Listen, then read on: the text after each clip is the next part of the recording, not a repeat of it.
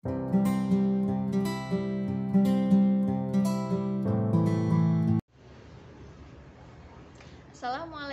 warahmatullahi wabarakatuh. Perkenalkan, saya Nevia Gina Pradita, NIM A420180-160, kelas 6H kecil, FKIP, Pendidikan Biologi, Universitas Muhammadiyah Surakarta. Nah, kemarin kan kita sudah mempelajari mengenai sistem skeleton. Nah, sekarang kita akan mempelajari mengenai sistem muskuler. Jadi di sini saya akan mempraktikkan beberapa sifat kerja dari otot, yaitu antagonis dan sinergis. Sebelum kita mempraktekkan, saya akan menjelaskan terlebih dahulu apa itu antagonis dan apa itu sinergis. Jadi pada sifat kerja otot terdapat antagonis. Ingat, ketika ada kata antagonis maka arah kerjanya berlawanan. Jadi ketika salah satu ototnya berkontraksi, maka satunya berelaksasi. Dan ini akan menyebabkan tulang tertarik atau terangkat. Sebaliknya, jika otot pertama berelaksasi, maka yang kedua berkontraksi dan akan menyebabkan tulang kembali ke posisi semula. Dan ini terjadi pada otot lengan kita. Ini ada yang namanya bicep dan ini ada yang namanya tricep. Nah, bicep dan juga tricep ini bekerjanya secara berlawanan. Ketika bicep berkontraksi, maka tricep berelaksasi. Begitu juga ketika tricep berrelaksasi, maka bicepnya berkontraksi. Dari penjelasan tadi, saya akan memperagakan atau mengilustrasikan kerja antagonis dari otot bicep dan tricep. Ketika lengan kita terangkat seperti ini, bisa dilihat bahwa otot tricep ini akan mengalami yang namanya relaksasi, maka dia memanjang, sedangkan otot bicepnya mengalami kontraksi dan atau terjadinya pemendekan. Sedangkan ketika lengan ini diturunkan, otot bicepnya mengalami pemanjangan atau relaksasi, sedangkan otot tricepnya mengalami pembendekan atau kontraksi.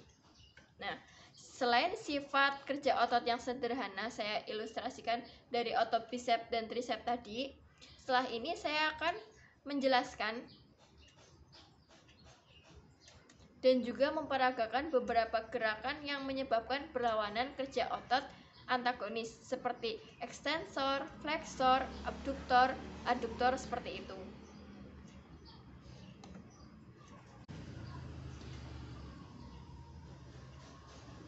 Nah, selanjutnya saya akan memperagakan atau mengilustrasikan cara sifat kerja otot pada antagonis yang lainnya. Contoh gerakan yang pertama yaitu ekstensor dan fleksor. Ekstensor, fleksor. Jadi ekstensor itu meluruskan dan fleksor itu membengkokkan atau menekuk. Ekstensor, fleksor. Seperti itu. Kemudian ada gerakan antagonis yang lainnya yaitu mendekati atau menjauh tubuh. Ini tangan kita ketika menjauhi tubuh, maka gerakan ini namanya abduktor atau menjauhi tubuh. Dan ketika mendekati tubuh atau sikap sempurna disebut dengan aduktor. Abduktor, aduktor. Abduktor, aduktor.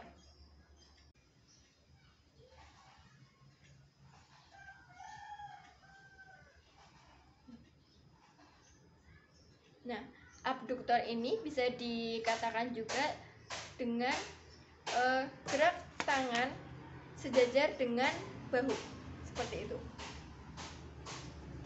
Abduktor, aduktor.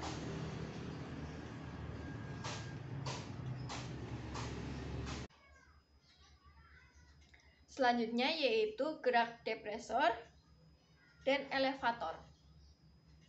Jadi diingat-ingat ketika ada kata depresor atau depresi, maka kita akan menghadap ke bawah. Sedangkan elevator, kita akan kepala kita akan mengangkat ke atas.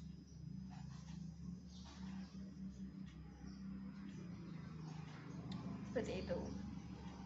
Gerak antagonis yang terakhir yaitu ada supinator dan pronator. Jadi supinator itu menengadahkan telapak tangan dan pronator itu menelungkupkan telapak tangan.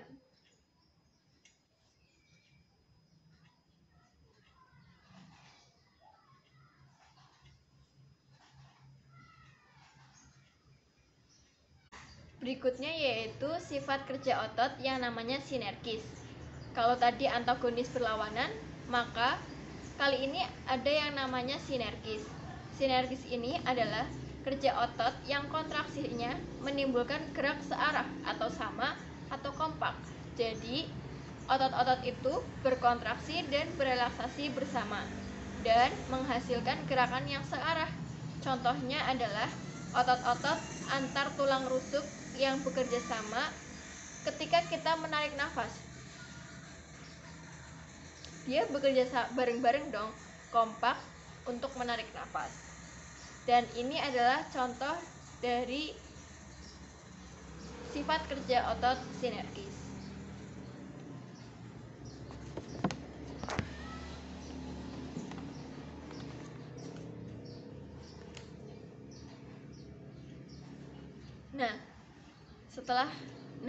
Itu tadi ya, bukan? Nah, itu tadi adalah sifat kerja otot yang sifatnya antagonis dan juga sinergis. Sekian penjelasan dari saya. Apabila ada kurangnya mohon maaf.